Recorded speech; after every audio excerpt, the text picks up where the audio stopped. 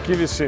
Šiandien teko sudalyvauti 3x3 turnyre, kurį suorganizavo Ignas ir Dovydas.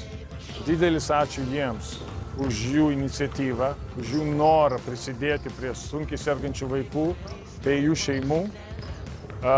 Turiu didelį ačiū rėmėjams, kurie prisidėjo prie šio turnyro prizų.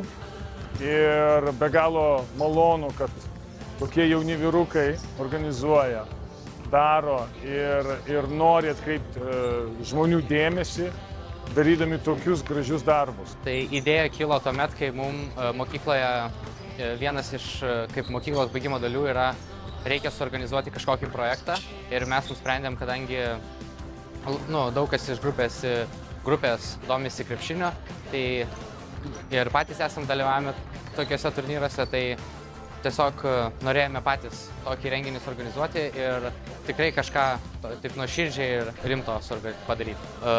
Rimanto Kaupėno paramos fondas tikrai labai daug padėjo visais organizaciniais klausimais, labai daug patarimų davė ir tikrai labai didelis ir nuoširdus ačiū jiems. Šita renginio diena tikrai eina kol kas labai sklandžiai.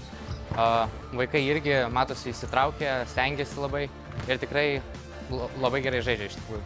Matėm tikrai gerų kovų šitam turnyre, matėm ir kaip vaikai stengiasi, kaip jie kovoja, atiduoda visas jėgas, tai nežinau, smagu ir patys, kai būdavo maži vaikai, vis tie turnyrai būdavo labai įdomus, labai jų laukdavom ir gal apdovanojimų tiek daug nebūdavo, kiek čia būna, bet tikrai geri turnyrai ir jie, manau, išeis į naudą žiūrint į ateitį.